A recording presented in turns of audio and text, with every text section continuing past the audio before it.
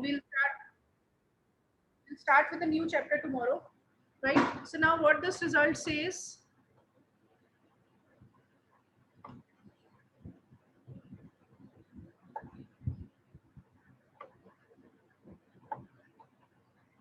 using generalized quadratic reciprocity law, determine whether this congruence is solvable or not. This congruence is solvable or not. So basically what we have to find 231 over 1105. बेटा अगर आपको याद हो, हमने कल last में एक result किया था कि अगर a by m -1 है, then we can say that a is not the quadratic residue. हमने लास्ट में एग्जांपल देखा था कि अगर a by m 1 है तो दोनों पॉसिबल केसेस हो सकते हैं. तो अगर क्वेश्चन ये है कि show whether the given congruence is solvable और नॉट, तो 90% 99% इसका आंसर -1 आना चाहिए. अगर आंसर -1 नहीं आ रहा है तो मींस आपने कहीं ना कहीं कोई मिस्टेक करी है, right? So let us start. So we have 231 over 1105. So we will apply the reciprocity law. Reciprocity law से क्या हो जाएगा, मेरा डिनोमिनेटर जो है वो ऊपर आ जाएगा और मैं मॉड ले सकती हूँ.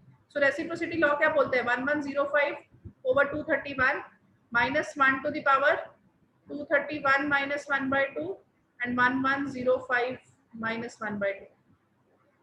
सो अगर आप देखो यहाँ पे क्या है, ये तो हो जाएगा 30 minus 1, 31 minus 1 is 30 over 215 आ जाएगा. यहाँ पे 64 by 2, बिकॉज लास्ट में 65 है, सो 65 minus 1 64 by 2, ये 32 हो जाएगा.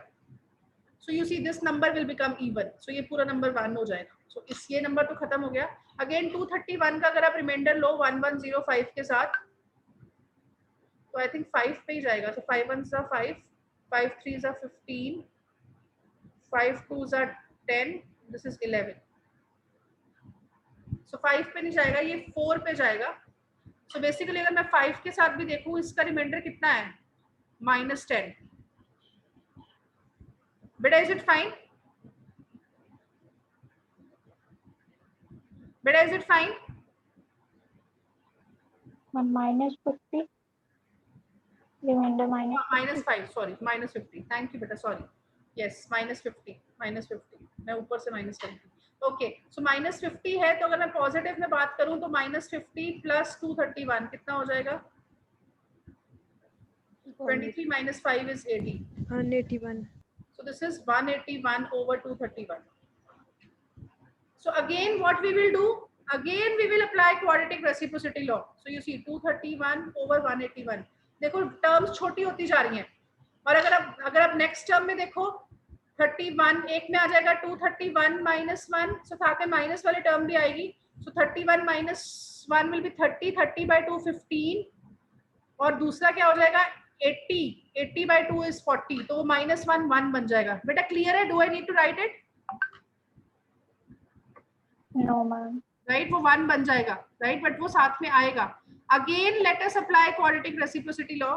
Sorry, let us take the reminder now. So what is the reminder of 181? And ये जाएगा, so 2 1s are 2, I think 1 पे ही जाएगा. So this will go on 1, right, because 2 पे बड़ा हो जाएगा. So this will B 50. So 50 over 181. Is it fine? देखो now if you see अगर ये आपको चेक करना पड़ता है. इफ यू सी डिनोमिनेटर में नंबर 181 है, 181 इज अ प्राइम नंबर, और सो you see this is not even number. ये किसी इवन नंबर से मल्टीप्लाई वो नहीं होगा. ये 3 से डिविजिबल नहीं है, ये 5 से डिविजिबल नहीं है. 7 से चेक कर लेते हैं. So 7 2s are 14, 41. So you see not divisible. Then again so अगर what I mean to say is, अगर तो आपको पता लग गया कि this number is a prime number, अब प्राइम नंबर के लिए हमारे पास रिजल्ट्स हैं, so you can stop here only. So आपको फर्दर क्वाड्रेटिक रेसिप्रोसिटी लॉ लगाने की जरूरत नहीं है. तो 50 कितना होता है? So I can make the factors now. So this is 181. 50 is what, 25 into 2, so 5 square into 2. So this can be written as what? 181, 2 over 181. Again if you see 5 square, जैसे स्क्वायर आ गया आंसर कितना हो जाएगा? Answer will be 1. सो जैसे 5 square हो गया answer is 1.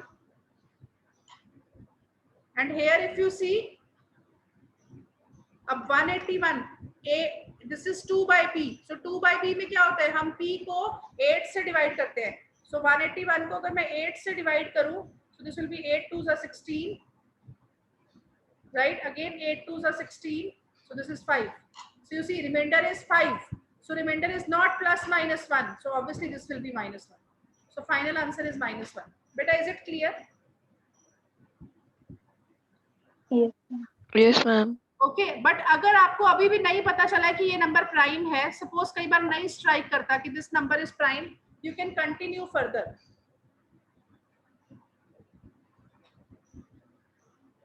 So if you see 181 कितना होता है, 181 का what you call it as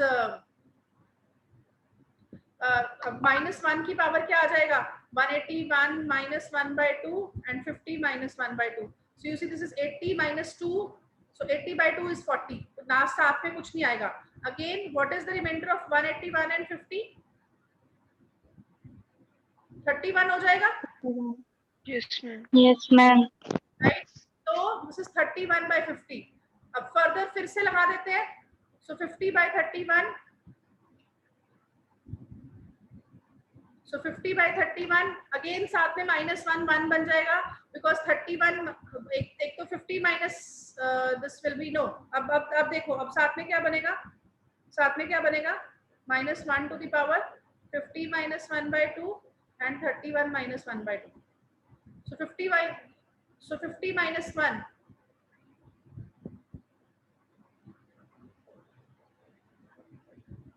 so this power ये ऑड बनेगी या इवन बनेगी,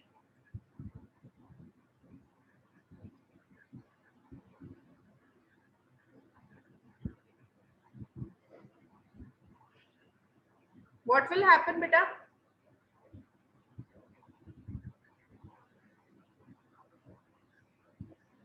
मैंने कहाँ पे गलती करी है, can you please tell me, मैंने कहाँ पे गलती करी है, यहाँ पे हम स्टक क्यों हो गए, हम तो इंटीजर्स बने ही नहीं, हमारे इंटीजर्स बने ही नहीं. Can you please tell me what I have done wrong?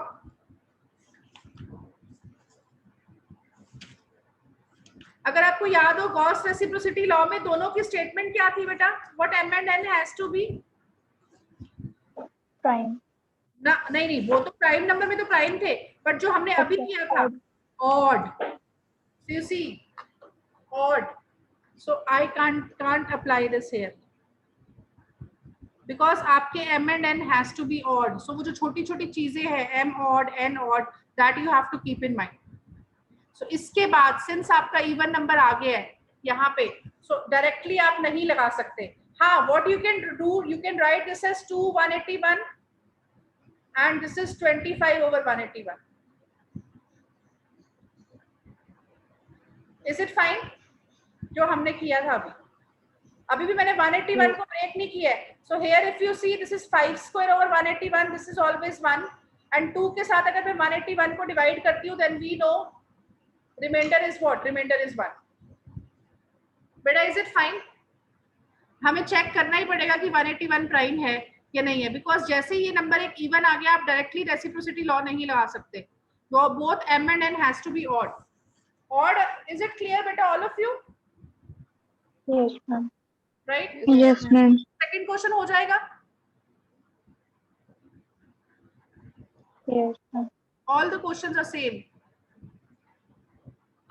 So if you see question number 3rd, which of the following congruences are solvable? अगर आप देखो, ये देखो फर्स्ट कॉन्ग्रुएंस आपने सॉल्व की, this you can solve now. So 10 127 answer is -1. So moment answer is -1, you can say that this is the quadratic residue, non residue, because -1 आया है. अब बेटा अगर आप इसमें देखो x square is congruent to 73 mod 173, तो अगर आप देखो 173 is also prime number. 173 is prime number ना girls? Yes,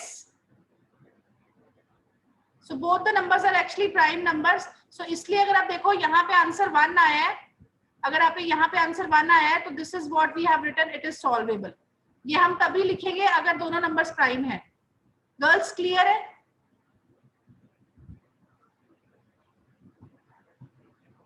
बेटा हो जाएगा?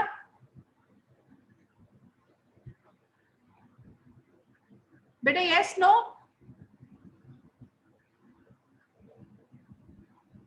मैम आपकी आवाज कट के आ रही है, लास्ट स्टेप बताना क्या? बेटा last step, I just go back.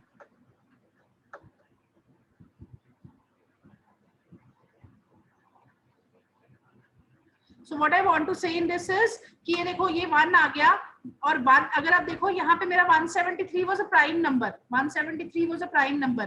So prime number के लिए मुझे पता है अगर a by p is 1 then this is quadratic residue. So this is the reason हमने लिखा है this equation is solvable.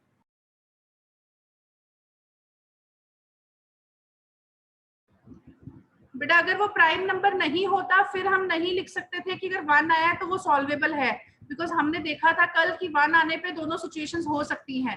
Since वहां पे नंबर प्राइम नंबर था इसलिए हमने लिखा कि दैट इज सॉल्वेबल. बेटा इज इट क्लियर?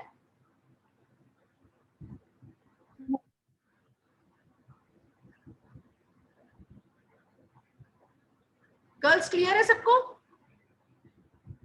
मैम आपकी आवाज नहीं क्लियर आ रही, कट कट कर आ रही है. अभी भी ऐसी आ रही है बेटा?